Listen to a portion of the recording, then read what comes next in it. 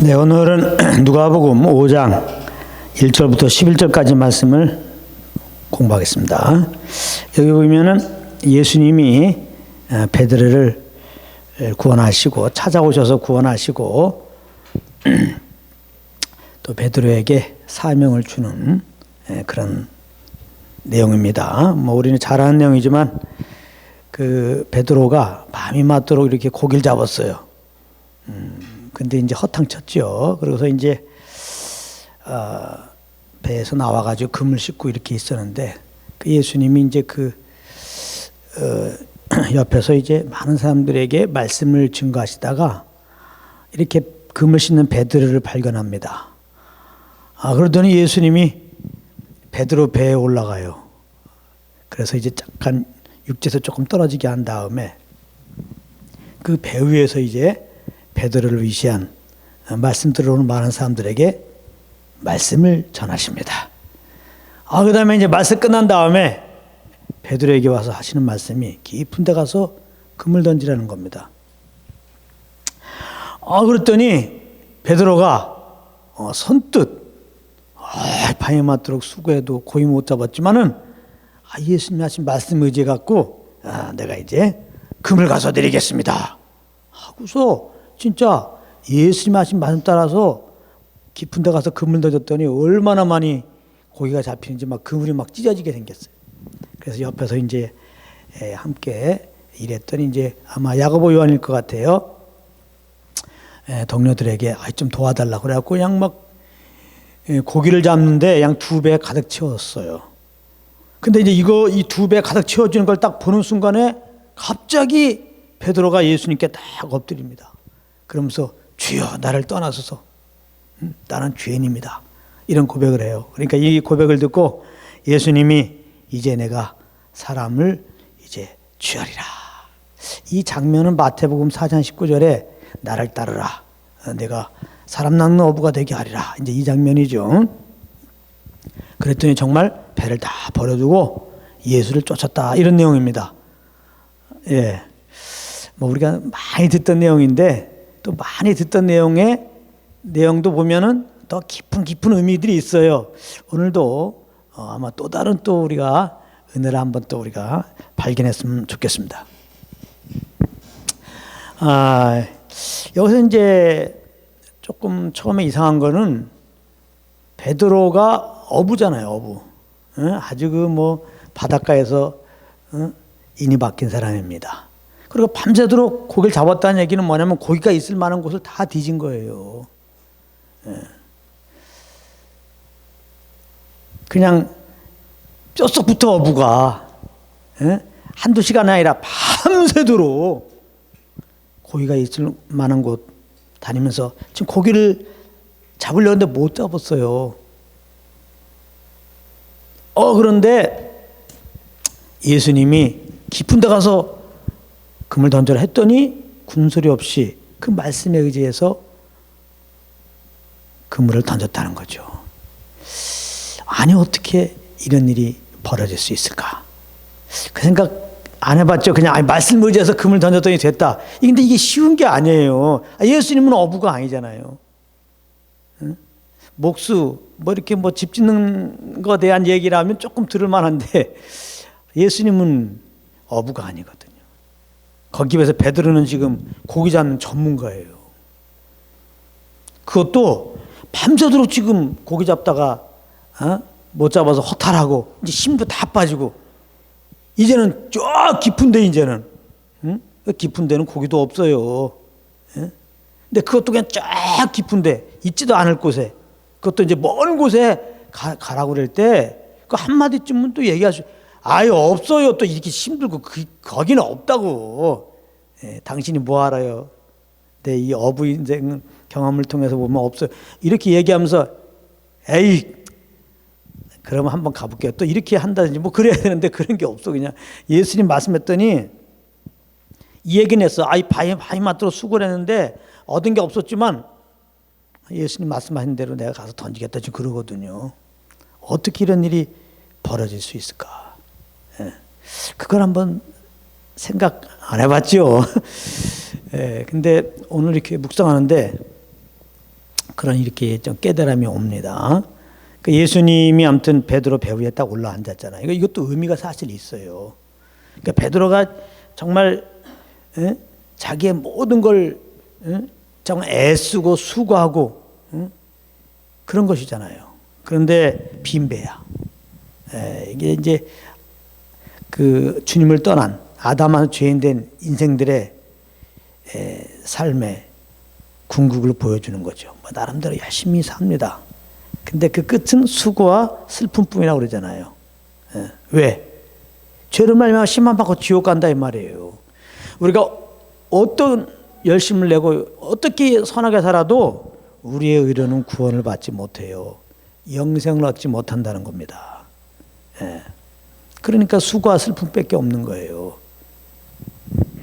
근데 인생이 아무리 이제는 주님 떠나서 노력을 하고 힘쓰고 애쓰고 선하게 살아도 스스로 구원받을 수 없다는 그것이 이제 빈배죠. 빈배. 남는 게 없어요. 하나님 앞에 인정받는 게 없다고. 그렇기 때문에 심판받고 지옥 가야 돼요. 근데 거기에 예수님이 오셔서 구원은 하나님이 우리에게 베푸셔야 돼요. 할렐루야. 예수님이 베드로에게 지금 찾아오시잖아요. 주님 떠나 있는 베드로. 자기 의로 살고 있는 베드로. 결국 예수님이 찾아오셔서 구원을 베푸시잖아요.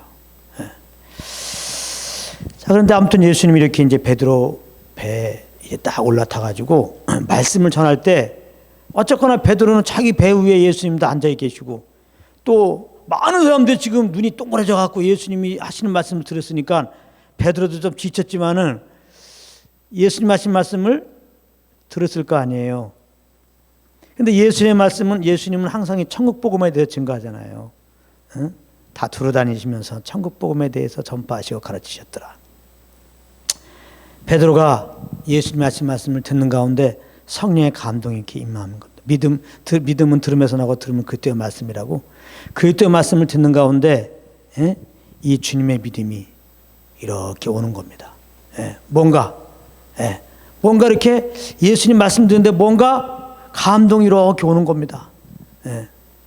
어떤 감동이냐면은 뭔가 이 예수님이 하신 말씀을 들어야 될 것 같아.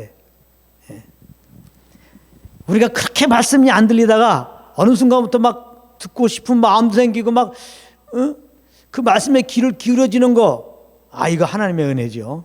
여기 하나님의 은혜입니다. 베드로에게 이제 하나님의 은혜가 임하는 거죠. 이 말씀을 이렇게 듣고 있는데 뭔가 감동이 있어서 이분의 말씀을 들어야 되겠다. 그런 마음이 이렇게 온 겁니다. 그런데 예수님이 끝나자마자 다기하게 얘기하는 거예요. 깊은 데 가서 금을 던져라. 그러니까 군소리 없이 그냥 가서 깊은 데 가서 금을 던지겠다는 거예요. 이미 성령으로만 이렇게 감동이 와갖고. 사실 어떻게 보면 깊은 데 가서 금을 던지라. 베드로는 깊은 데 가서 금을 던지라 순종할 수 없었어요. 자기는 지금 고기 전문가라니까. 근데 하나님의 감동이 오니까, 근데 그 감동도 사실은 자기가 고기를 못 잡았잖아. 실패하는 가운데서 예수님 말씀에 이렇게 귀를 기울이게 되고 하나님의 감동이 와서 던지게 되는 거거든요. 우리가 이 예수 믿으면 구원받는다. 우리는 이 말씀을 들으려 하지도 않았죠. 들어도 무슨 말인지 모르죠. 근데 이제 보면은 우리가 나름대로 살 때 인생의 한계를 느낀단 말이에요. 내 힘의 한계를 느낀단 말이에요. 그런 가운데 하나님의 복음이 하나님의 은혜로 이렇게 들려지게 된단 말이에요. 그러면서 이제 이렇게 예수님 구원자라는 것이 전에는 그렇게 말도 안 되게 느껴지고 안 믿어졌는데 이게 어느 순간 들려질 때 전혀 그럴 사람이 아닌데 예수님을 나의 주님으로 이렇게 믿게 되는 원리처럼 성령의 감동이 말씀을 듣는 가운데 베드로 가운데 딱 임하니까 임하고 있어서 이분 말씀을 들어야 되겠다 이런 마음이 있는 차에다가 깊은 데 가서 금을 던지라니까 자기도 모르게 깊은 데 가서 베드로가 이제 그물을 던진 겁니다. 그러니까 그물을 던지면서도 이상한 거예요. 이게 내가 이 깊은 데 가서 그물 던질 이유가 없는데 내 지금까지 경험으로는 저 깊은 데 고기가 없는데 이 시간에 던져봤자 고기가 없는데 그러면서 이제 그러나 뭔가 끌려갖고 지금 깊은 데 가서 그물을 던지는 겁니다. 그러니까 그 결과가 굉장히 궁금한 거예요. 베드로는. 예? 뭔가 하나님의 감동이 있어서 이분의 말씀을 들어야 되겠다 이런 감동이 있는데 깊은 데 그물 가서 던져라 해갖고 지금 던지긴 던지는데 인간적으로는 전혀 거기에 고기가 잡힐 곳이 아니야. 잡힐 수가 없어. 근데 왠지 지금 내가 이끌려 가니까 그물을 던진 다음에 반응을 이제 어떤 일이 벌어지나 보고 싶은 거야. 베드로는. 근데 진짜 갔더니 고기가 뭐 엄청나게 많이 잡히는, 그물이 찔릴 정도로 동료가 와갖고 그 그물을 이렇게 건져가지고 2배 다 채울 정도로. 근데 누가복음 5장 8절에 시몬 베드로가 이를 보고 그러잖아. 이를 보고 고기가 막 그냥 그렇게 2배 꽉 채워질 모습을 보면서 이를 보고 갑자기 예수의 무릎 앞에 엎드려서 주여 나를 떠나소서, 나는 죄인입니다, 이런 고백하거든요. 그러니까 고기가 잡히는 그 순간에 성령의 감동에 다시 한번 베드로 심령을 탁 칠 때 어떤 깨달음이었어요. 아, 예수님은 사람의 아들이 아니다, 하나님의 아들인 걸 깨달은 거예요. 사람의 아들 중에 특히 이 갈릴리 바다, 이 게네사렛 호수 갈릴리 바다예요. 여기서 나보다 더 전문가가 없는데, 내가 못 잡으면 이 세상에 이곳에서 그 고기 잡을 사람이 없는데, 뭔가 성령의 감동이 와갖고 예수님의 말씀을 듣는 가운데, 이분의 말씀을 들었다는 마음을 주시는 가운데 깊은 데로 가서 그물 던지라고 그랬을 때 도대체 자기로서는 이해가 안 되지만 하나님이 주신 감동 따라 그 깊은 데 가서 그물을 딱 던졌어요. 그러고 보니까 상상할 수 없는, 자기로서는 도저히 이해할 수 없는 많은 고기가 딱 잡히는 걸 보면서 이거는 사람의 아들이 아니다, 이분은 하나님의 아들인 것을 딱 성령으로 말미암아 깨닫게 되는 겁니다. 그러니까 딱 엎드리는 거, 주여, 예수님을 주라고 합니다. 메시아란 말이에요. 예수님 메시아입니다. 예수님은 주이십니다. 당신은 그리스도이십니다. 당신은 하나님의 아들이십니다. 여기 이제 나를 떠나서서 그랬는데, 주여 메시아여,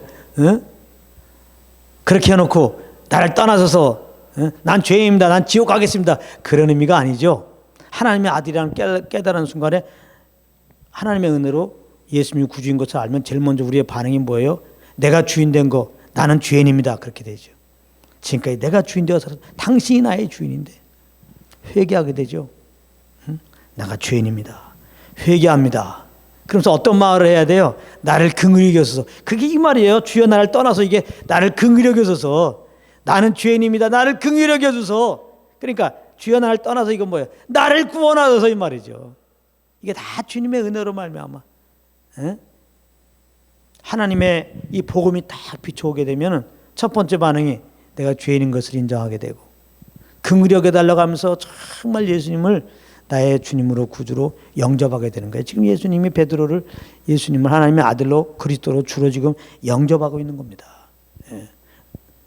누구든지 영접하는 자고 그 이름인 자들에게 하나님의 자녀가 되는 권세를 주셨어요. 누구든지 성령으로 말미암아 선포된 이 복음, 성령으로 말미암아 내 심령을 이렇게 감동시킨 이 복음을 듣고 내가 회개하고 십자가에 죽으시고 부활하신 예수를 믿으면, 예수를 구주라고 고백하면 누구든지 구원받아요. 자꾸 신학적인 것으로 접근해 갖고 뭐 누군 처음부터 택했냐 안 택했냐, 뭐 예정론이냐, 뭐 이렇게 말들 많아요. 아무튼 신학이 문제입니다. 신학.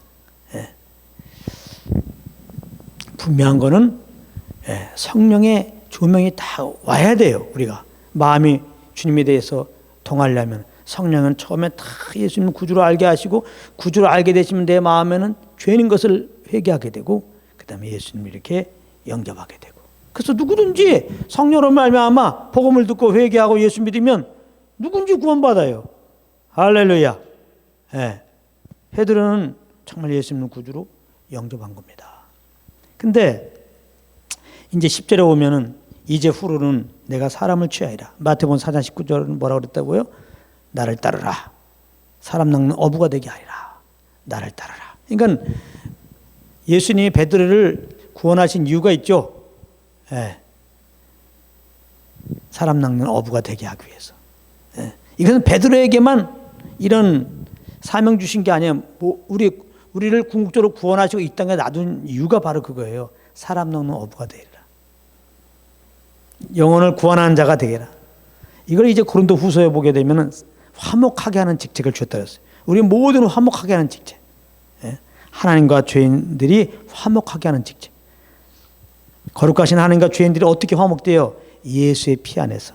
우리 죄를 피 흘려 죽으시고 부활하신 예수님을 믿으면 죄에서 안 받고 그 피로 하나님과 화목되고 하나님의 자녀가 되고 이렇게 아버지와 연합되고 아버지를 섬길 수가 있게 돼요. 그래서 화목하게 하는 직책이라고 하는 것은 예수 그리스도의 복음을 증거하는 거예요. 사람 낚는 어부가 되게 하리라. 사람을 낚는다는 건 뭡니까? 죄인들이 이제 하나님의 자녀가 되게 하는 거. 그 역할을 하는 일들로 베드로를 부르셨다는 거예요. 그 역할을 하는 일들로 우리를 부르셨다는 거예요. 죄인들이 어떻게 하나님의 자녀가 돼요? 요한복음 1장 12절 아까 말씀드렸잖아요. 영접하는 자고 그 이를 믿는 자들에게 하나님의 자녀가 되는 권세를 주셨어요. 예수 그리스도만이 우리의 구원자십니다. 예수님을 죄를 짊어지고 십자가에 피 흘려 죽으셨습니다. 우리가 회개하고 그 예수님을 구주로 믿기만 하면 구원받습니다. 이 복음을 전하면은 이제 성령의 감동 따라 준비된 영혼들이 회개하고 예수 믿고 구원받을 때 하나님의 자녀가 되는 거죠. 사람을 낚게 되는 거죠. 그러니까 얼미래 말하면 우리가 낚는 건 아니죠. 우리는 미끼 던지는 거예요. 그럼 딱 물게 하시는 게 주님이죠. 우리는 그냥 계속 그냥 구원의 미끼를 자꾸 던지는 겁니다.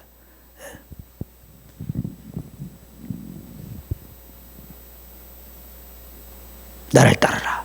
근데 이거 잘 보세요. 사람 낚는 어부가 어떻게 되는 거예요? 나를 따르라. 베드로는 나를 따라했더니 막 모든 걸 버리고 따라요. 왜? 자기는 지금 경험했잖아요. 내가 주인 되어 살 때 빈배야. 남는 게 없어. 예수의 말씀에 하나님의 은혜지만 순종했더니 배가 꽉 찼어. 이것을 예수님 말씀 잘 들으면 이 땅에서 부자로 삽니다. 형통합니다. 이렇게 가면 곤란해요. 그러니까 인본주의 해석이에요. 이 땅에 있는 복이라고 하는 건 다 썩어 없어질 것입니다. 썩어 없어질 것을 하나님이 복이라고 주겠습니까?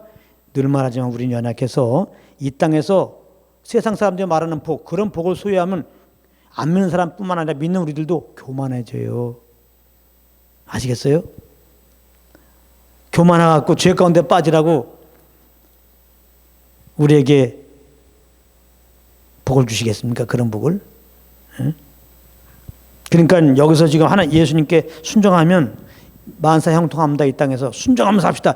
이런 거는 인본주의 해석이에요. 사람을 좋게 하는 해석입니다. 그런 메시지가 많이 있는데 이런 게 기복주의 메시지예요. 그리고 하나님께 순종합시다. 율법 잘 지킵시다. 또 주의 성수합시다. 이렇게 나오죠. 그러면 형통합니다. 우리가 율법 다 지킬 수 있습니까? 우리가 하나님의 말씀을 잘 지키면 복 준다고 하는데 이 땅에 복 준다고 하는데 이게 틀리는 게 이게 진리는 맞죠. 율법 하나님의 규례와 법들 지키면 살리라 레위기에 말씀하셨죠. 근데 그것은 정말 규례와 법들 지켜서 너희들 살라 그 말이 아니라 그랬죠. 너희들은 나의 규례와 법들을 지킬 수 없는 죄인이다 이 말. 너희 연약한 자라 그걸 깨닫는 거죠. 너희가 사는 길은 오직 예수 믿어야 된다. 할렐루야. 그래 율법에서 말한 그런 복들은 결국은 우리가 회개하고 예수 믿음으로 이제는 썩어 없어 이 땅의 복이 아니라 이 땅의 복과 비교할 수 없는 영생의 복, 하늘의 신령한 복 주시는 것을 말씀하는 거예요. 근데 자꾸 지키도 못할 율법을 지키면 복 준다고 그냥 신명기 28장 인용하면서 들어가고 나와도 꿀을 먹고 머리가 될지언정 꼬리가 되지 않고 뭐 이런 얘기를 한단 말이에요. 이제 그런 맥락에서 이 말씀도 사실은 곡해하는 게 많아요. 우리가 하나님 말씀만 순종하면 율법을 잘 지키면은 이 땅에서 복 받습니다. 11조 잘 내세요. 11조 하나님이 복 준다고 그랬으니까 잘 내면은 창고에 쌓아둘 것 없이도록 아주 풍성하게 쌓습니다. 이렇게 얘기한단 말이에요. 그러면 또 우리가 아멘 해요. 자기 영혼을 죽이는 말씀인지는 모르고. 율법을 못 지키면 저주 아래 들어가야 돼요. 그래서 율법 아래서 의롭다고 하는 자는 결국은 그리스도에서 끊어지고 은혜에서 멀어지는 거예요. 저주 아래 들어가는 겁니다. 그러니까 자기 영혼을 죽이는 말씀인지도 모르고 그냥 율법적으로 가르치면 사람들은 오히려 그걸 좋다고 그런다니까. 이 말씀은 그 말씀이 아니에요. 베드로가 자기 의로 살아서는 남는 게 없다 이 말이에요. 오히려 내 의로 말씀을 지키고 내 의로 주님을 섬기고 내 의로 무언가를 이제 얻으려고 하면 주님으로부터 아무것도 못 얻는단 말이에요. 하나님 인정해 주지 않는다 이 말이에요. 오히려 빈배예요. 빈배. 베드로는 지금 파이맞도록 자기 의로 자기가 힘쓰고 애쓰고 해봤어요. 아무것도 못 얻었어요. 근데 성령의 감동으로 주의 말씀에 순종했더니 상상할 수 없는 일이 벌어졌단 말이에요. 많은 고기를 잡았다 이 말이에요. 이걸 통해서 베드로가 깨달은 비결이 예수님 말씀 순종하면 이때 가서 복받는다. 그거 깨달은 게 아니라 뭐예요? 고기 잡는 걸 보면서 예수님께 엎드려서 주님이여 나를 떠나서 주여라고 느꼈다. 예수님이 주님이시다. 예수님이 하나님의 아들이다. 예수가 그리스도시다. 내가 구원받는 길은 오직 이분을 의지해야 된다. 이분을 믿어야 된다. 이분을 믿을 때 영생 얻는다. 할렐루야. 정말 하늘의 신령한 복을 얻는다. 그거 깨달은 거라니까요. 그래서 이걸 깨닫고 회개하고 예수님을 딱 영접하는데 예수님이 바로 하는 말이 뭐예요? 내가 너를 부른 이유는 사람 낚는 어부가 되게 하는 거야. 근데 사람 낚는 어부는 어떻게 되는 거냐? 전도훈련 받는 거 아니에요. 나를 따르라. 나를 따라오너라. 그래야면 사람 낚는 어부가 되게 하라. 자연스럽게 된다는 거예요. 자연스럽게. 그러니까 여기서 우리가 전도에 대한 부담이 믿는 사람들은 다 있어요. 우리가 이제 주일마다 지금 주기도문 공부하고 있는데 기도에 대한 부담 이제 지금 떨어지고 있습니다. 또 전도에 대한 부담도 떨어져야 돼. 사실 우리가 전도하는 사람은 전도하는데 보면 그 부담 때문에 부담 때문에 하는 사람도 있어요. 그러니까 하면서도 힘들고 안 하면 눌려버리고.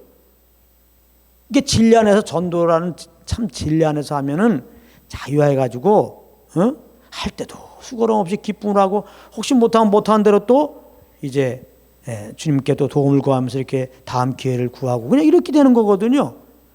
근데 이런 전도에 대한 진리가 없이 그냥 우리의 열심만 가지고 내가 전도를 해드리려고 하면 내가 사람 낚는 어부가 되려고 하면 하는 것도 힘들고 해봤자 내가 전도했다고 자랑하고 전도 못한 사람 사정없이 정죄하면서 또 마침 내가 전도를 못했다고 해요. 그냥 눌립니다.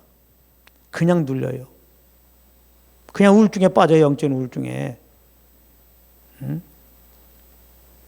첫 번째는 진리 안에서 자유해야 돼. 그렇기 때문에 이 전도에 대한 말씀도 잘 알아야 돼요. 오늘 예수님 보세요. 내가 사람을 취하리라. 마태복음 4장 19절에는 나를 따라오너라. 내가 사람 낚는 어부가 되게 하리라. 내가 나를 따라오면 내가 사람 낚는 어부가 되게 할게. 그러니까 베드로의 입장에서는 주님만 따라갔더니 그냥 영혼들을 주님께 인도하는 그 일을 한 거야. 이게 전도에 대한 말씀이에요. 우리가 하는 게 아니에요. 내가 하는 게 아니에요. 내가 하면 벌써 힘들어요. 부담이 돼요. 짐이 됩니다. 주님은 우리를 수고 무거운 짐진 가운 우리들을 쉬게 하신 분이에요. 그 예수 믿고 쉬었더니 이제 또 짐을 얹어주는 분이 아닙니다. 율법적으로 주님 섬기면 안 돼요. 내 의로 내가 무엇을 해서 하나님을 기쁘게 드려야지. 이것은 다 짐을 다시 얻고자 하는 거예요. 율법 아래로 들어가는 겁니다. 자, 예수님은 이제 죽으시고 부활한 다음에 하늘에 올라가셔서 성령을 보내셨어요. 오순절날. 그 위에 예수 믿는 자들이 이제 성령이 우리 안에 와 계신 겁니다. 성경은 그래서 이제는 우리 안에 오신 성령의 인도함 받으라는 거예요. 나를 따라오너라 이 말이나 성령의 인도함 받으라 이 말이에요. 성령의 인도함 받으면 로마서 8장에 영의 인도함 받으면 영을 쫓아 행하면 율법의 요구를 이루어지게 한다 이 말이에요. 우리 보고 율법 지키라는 게 아니라 우리는 그냥 성령을 쫓아 행하는 것인데 우리가 성령을 쫓아 행할 때 하나님은 율법의 그 주신 그 정신 따라서 우리가 살게 하신단 말이에요. 주님 우리를 사랑한 그 사랑으로 살게 하신단 말이에요. 결국은 똑같은 거예요. 우리가 예수님을 따른다는 것은 우리가 성령의 인도함을 따르면은 주님의 사랑으로 살게 하는 것이고 결국 주님의 사랑으로 사는 그것이 어떤 열매를 맺어요? 영혼들이 주님께 나오게 돼 있어요. 그러니까 주님을 따를 때, 즉 우리를 인도하신 주님은, 성령 인도함 받을 때 우리 인도하는 성령님은 사람을 낫게 하는 쪽으로 인도하는 거예요. 영혼을 구원하게 하는 쪽으로 우리 인도하는 거예요. 예수님의 편지와 향기로 그런 삶으로 우리 인도하는 거예요. 그래서 성령 인도함을 따라보세요. 그러면 율법 요구가 이루어지는 사람이죠. 율법은 사랑하라는 거죠. 주님이 우리를 사랑한 그 사랑으로 말미암아 이제 영혼들을 이해하고 용서하고 오래 참게 하신다니까요. 성령 인도함 받아보세요. 우리는 안 돼요. 우리가 어떻게 오래 참고, 우리가 뭐 자기의 유익을 굳지 않고, 우리가 어떻게 온유하고, 우리가 어떻게 이렇게 삽니까? 어떻게 원수를 사랑합니까? 안 되고, 이제 구원받은 우리들이 성령과 교통 속에서 하나님의 사랑을 알고 예수님의 그 은혜를 알고 이제는 성령 인도함을 따른다는 것은 곧 하나님의 사랑이 강권되어서 그 사랑을 기준으로 사는 거죠. 이게 그리스도 법 아래 사는 거라고 했어요. 성령이 이끌립니다. 하나님의 사랑으로 삽니다. 그래서 성령 인도하면 주님이 우리를 사랑한 그 사랑으로, 성령이 이끌리면은 영혼들이 용서하게 되고 허물을 덮게 되고 이해하게 되고 온유하게 대하고 그의 필요가 되어주는 삶을 살게 되잖아요. 자, 이렇게 우리가 성령으로 말미암아 주님의 사랑으로 대할 때 그 영혼이 마음이 열리면서 그 영혼에게 복음을 증거할 때 그 영혼이 주님을 영접하게 되지. 이러한 우리가 성령이 이끄는 삶이 없이, 그 영혼을 주님의 사랑으로 품는 거 없이 그냥 냅다 복음만 증거한다고 그 영혼들이 돌아오겠습니까? 아니에요. 가정 전도가 어렵다는 거예요. 직장 전도가 어렵다는 거예요. 어려우면서도 진짜 쉬운 겁니다. 내가 전도하려고 그러면 힘들죠. 내가 저들을 이제 건지려고 그러면, 내가 저들을 낚으려고 그러면 힘들죠. 왜냐하면 아무래도 내가 본이 돼야 되니까 집에서도 내가 참고 내가 용서하고 내가 이해하고 내가 도와주는 자리에 가야 되니까 직장에서도 내가 참고 내가 도와주고 내가 이해. 너무 힘들죠. 그래서 가정과 직장에서는 어렵다는 거예요. 허물을 막 드러내니까. 이 말은 뭐예요? 허물을 드러내면 나의 잘못을 보고 가정 식구들과 직장인들이 주님을 안 믿는다는 거죠. 또 사실 그래요. 제가 군대에서 부르심 받았고 막 복음을 증거할 때 신회에 좀 나오라고 그러면은 몇몇 병사들이 그런 거 진짜 들었어요. 난 나갑니다. 왜 그래? 누구 뭐 고참들 보십시오. 신회원인데 저렇게 못 살게 굴고 저렇게 괴롭히는데 나 저 사람 때문에 교회 안 나갑니다. 할 말 없어. 뭐 이런 식이죠. 내가 내 죄를 알렸다. 내가 이렇게 허물했기 때문에 어떻게 내가 낯짝있지 예수 믿으라고 그래. 직장에서도 그러니까 힘든 거예요. 근데 힘들지만은 가정과 직장에서 정말 복음 전하기 쉬운 거예요. 우리가 가정에서 직장에서 성령의 인도함 받는다면, 성령이 이끌린다면, 성령님은 주님이 우리를 베푼 사랑, 그 사랑으로 인도해갖고 나는 못하지만 성령 인도함 받으면 결국은 주님이 우리를 사랑한 사랑으로 영혼들을 대하게 되잖아요. 그러면 가까운 사람들은 예수 믿으라, 교회 가자 이런 말 안 해도요, 우리가 성령을 쫓아서 저들에게 이렇게 섬기게 되면 벌써 구별된 삶이잖아요. 우리가 예수 믿고 구별된 자로서 구별된 삶을 살아야 되는데, 즉 거룩한 삶을 살아야 되는데, 주님의 온전한 같이 온전한 삶을 살아야 되는데 우리 힘으로 되는 거 아닙니다. 성령님이 그래서 홀리예요. 홀리 스피릿. 할렐루야. 이 영을 쫓을 때만 주님의 거룩한 생명이 나타나는 거예요. 그래서 우리가 거룩한 영을 쫓아서 내가 부인되고, 거룩한 영을 쫓아서 우리가 가정에서 거해보세요. 거룩한 영을 쫓아서 직장에서 거해보세요. 벌써 귀한 걸 느끼는 거예요. 그래서 너의 착한 행실을 보고 사람들이 하나님께 영광 돌리게 하라 할 때, 착한 행실이 우리의 의로 누구 커피 떠다지고 우리의 의로 사람들 잘 보이게 하려고 그런 게 아닙니다. 그게 얼마나 힘들어요. 그 힘든 거예요. 그건 하면서도 절대 우리의 의로 섬기는 게 아니에요. 착한 행실은 주님이 행하신 것만 착한 행실이야. 할렐루야. 그러니까 내 안에 성령으로 이제 예수님이 나를 인도하잖아요. 성령에 이끌리는 거, 이게 착한 행실이에요. 그래서 성령에 이끌리면 영혼들이 주님의 그 십자가의 사랑을 거기서 만나게 되죠. 그러면서 이제 우리가 증거하는 복음을 믿게 되는 거예요. 근데 우리가 성령의 인도함 받지 않고 사실 복음도 못 증거하죠.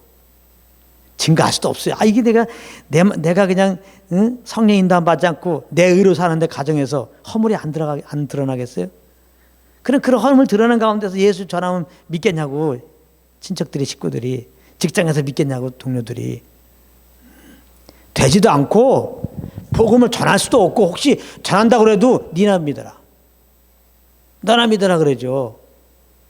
그래서 결국은 사람 낚는 어부가 되리라 하면서 사람은 이렇게 낚는 거야 하면서 딱 어떤 보통 전도 훈련할 때 전도 훈련하는 법을 가르쳐 준 게 아니라 그냥 나만 따르라고 얘기한 거야. 나만 따르라. 예수님은 전도 훈련법 할 때 딱 한 가지만 하는 거야. 나만 따르라. 할렐루야. 그러니까 우리 편에서는 성령을 쫓아 사는 게, 그게 결국은 그런 걸 통해서 하나님은 영혼들 가운데 계속 예수님의 그 빛을 비춰준다는 거예요. 너의 빛을 사람의 앞에 비치게 하여. 우리 안에는 이 빛된 예수님이 나오는 거, 성령을 쫓아 행할 때 그런 걸 통해서 이 빛이 나오게 하셔갖고 영혼들의 감동을 준다는 거예요. 그래서 우리가 증거하든지 다른 사람이 예수님을 증거할 때, 그때 예수 믿는 사람, 저 사람이 내일은 지금 그렇게 예수 믿는 척하라는 게 아닙니다. 성령을 쫓아가면 그 빛을 보고 사람들이 마음이 준비된다는 거예요. 지금 베드로가 예수님의 말씀을 들을 때 뭔가 성령으로 말야 감동이 왔잖아요. 저 말을 들어야 되겠다. 그래서 깊은 데 가서 금을 던진 것처럼 우리가 성령으로 행하게 되면요, 성령으로 말하고 행하게 되면요, 이게 빛으로 나옵니다. 예수님의 생명이 나타나는 거예요. 이건 세상 사람들이 없는 거예요. 같이 컵라면 주더라도 성령의 감동 따라 하는 것과 내의로 하는 것과, 내의로 하는 것은 다 뇌물이죠. 왜 쓸데없이 컵라면 줘? 다 내 어떤 유익을 바라보려고 지금 저에게 수쓰는 거거든요. 다 뇌물입니다. 성령 인도함 아니고 내의로 하는 건 다 뇌물이에요. 그러나 우리는 그런 게 아니라 순수하게 주님 앞에서 성령의 감동함으로, 어떤 경우 나에게 원수를 행했어, 나에게 못되게 했어. 근데 성령의 감동으로 그를 베푸는 겁니다. 성령님은 늘 허물도 덮고 원수도 사랑하라고 했으니까요. 그 연약함을 짊어지면서 그를 섬겨주는 겁니다. 이게 엄청난 빛이에요. 저에게는 엄청난 빛이라는 겁니다.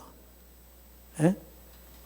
베드로가 예수님 말씀 들을 때 성령의 감동이 딱 온 것처럼 우리가 성령으로 행하게 되면 상대방이 아침에 일어났을 때 그냥 햇살 보면 그냥 우리가 놀라면서 눈을 감게 되듯이 이 주님의 빛을 보는 겁니다. 성령의 인도함 따라 대할 때, 말하고 행할 때. 성경은 예수님으로 말하고 일하라고 그랬잖아요. 그래서 아버지께 영광 돌리라는 거 아니에요. 응? 너희 빛을 사람에 비치게 하여 아버지께 영광 돌리게 하라. 성령을 쫓는 거예요. 나를 따라오너라, 사람 낚는 어부가 되게 있게.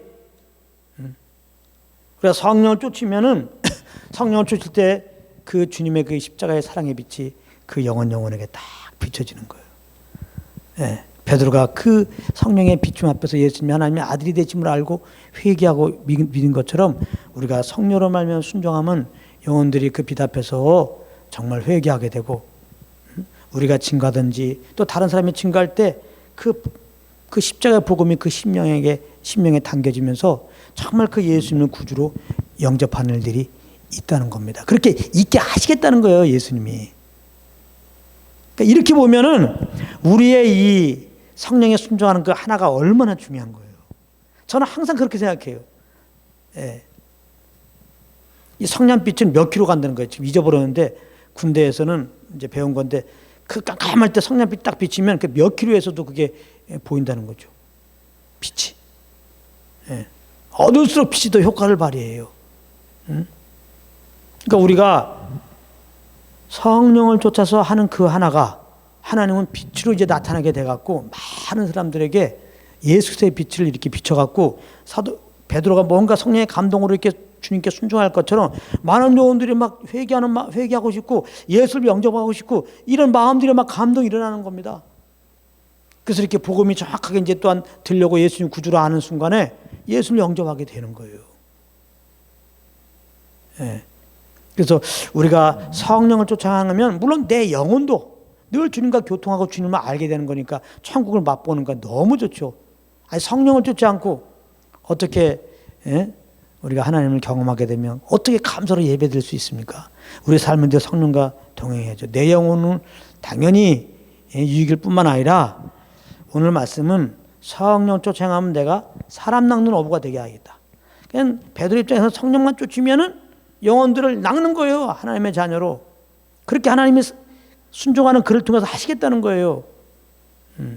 그렇게 볼 때, 내가 지금 성령께 순종하는 그것이 하나님이 그토록 원하는 우리 가정 가운데, 또 우리 뭐 직장 가운데, 우리 여기 동네 가운데, 또 이 나라 가운데, 어떤 세계 가운데, 어떤 영혼 가운데 우리를 통해 나타난 그 빛을 비치게 돼갖고 그 영혼들이 베드로처럼 뭔가 감동이 따라서 예수님 말씀 믿어야 준비가 되고 이 복음을 듣는 순간에 회개하고 예수님을 구원받는 일들이 있을 거라는 거예요.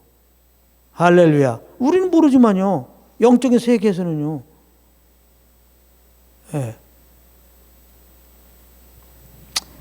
성령의 감동 따라서 스데반이 복음을 증거했어요. 많은 사람이 이를 박박하게 막 돌질라고 그럴 때 성령님은 계속해서 복음을 증거하라고 합니다. 성령님 다음 따라 다 복음을 증거했어요. 그랬더니 돌이 막 날라옵니다. 고난이 날라와요. 고난이 와요. 그리스도를 위하여 살면 고난이 와요. 성령을 쫓은 게 아무것도 아닌 것이 되어버리는 거예요. 이게 뭐 성령을 쫓아서 해겠는데 이게 고난받고 죽었잖아. 남는 게 없는 것 같은 거예요. 과연 남는 게 없었을까요? 성령의 인도함 받았는데 그러므로 그 속에는 예수님의 빛된 생명이 나타나는데 이 사랑인 생명이 나타나는데 알고 보니까 스데반에게 돌 던진 사람들의 옷을 지켜주는 청년이 하나 있었는데 그 이름이 사울이라 나중에 바울로 변화됐죠.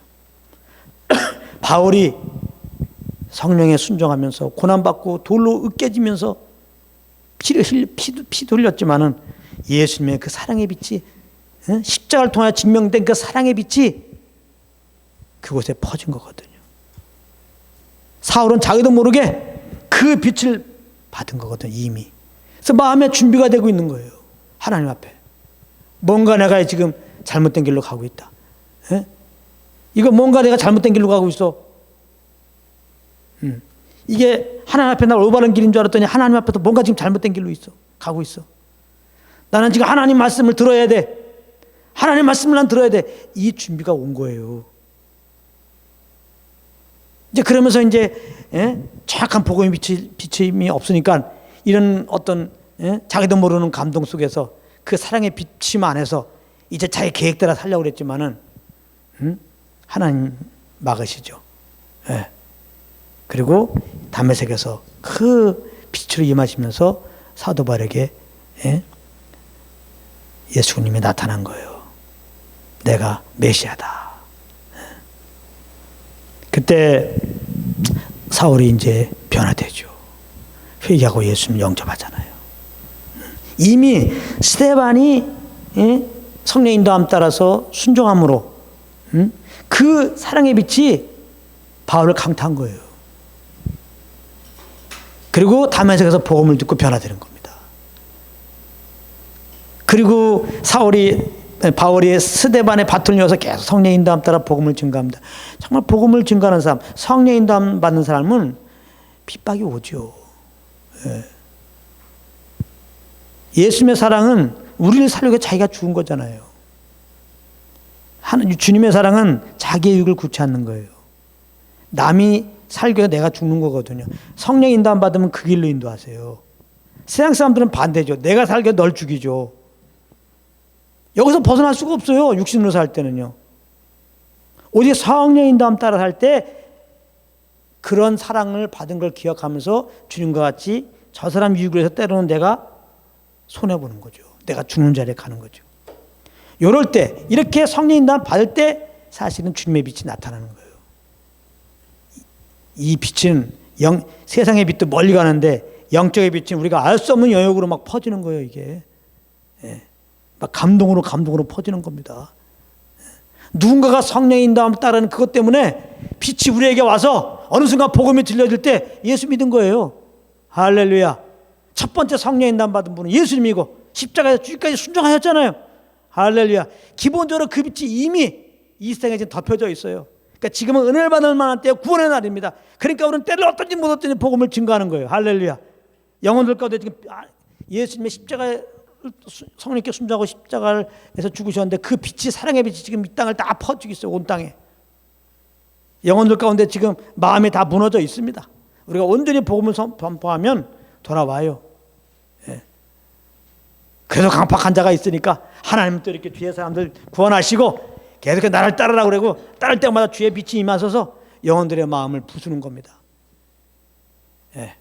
그리고 이제 이 복음을 통하여 구체적으로 구원을 베푸시는 거예요. 그래서 하나님이 이렇게 이제 베드로를 친히 구원하시고 또 영혼들 구원하도록 부르셨다고 했는데 그것도 그냥 나만 따르면. 얼마나 이게 참 난 복음인지 몰라요. 우리가 막 너 이제부터 전도해 이게 아니라 사도행전 1장 8절도 그 말씀 안에 성령이 너에게 임하시면 권능 받고 그러면 예수의 증인이 되리라. 예수의 증인으로 살아 이게 아니라 성령 받아 능력 받아 그래서 그 안에 거해 그러면 예수의 증인이 되는 거야. 똑같은 말이에요. 나를 따라라. 사람 낚는 어부가 될 거야. 그러니까 중요한 거는 사도 바울이 예수님을 로드로 여기고 모시고 구원받았잖아요. 우리가 구원받을 때 예수님을 주인으로 모셨잖아요. 그러면 계속 주인으로 모시고 사는 삶. 이것이 결국은 내 영혼이 계속 살 뿐만 아니라 죄로 죽은 영혼들이 주님께 나갈 수 있는 그것이 된다는 거예요. 그들의 마음을 열게 하는 거라는 거예요. 주의 빛이 날 통해 이렇게 환하게 그들 어둠 가운데 있는 그들에게 나가게 한다는 사실을 기억하면서 우리가 성령의 인도함 받는다면 얼마나 우리의 그 성령의 인도함 따라 말 한마디 행동하는 것이 가치가 있냐 말이에요. 의미가 있고. 응? 할렐루야.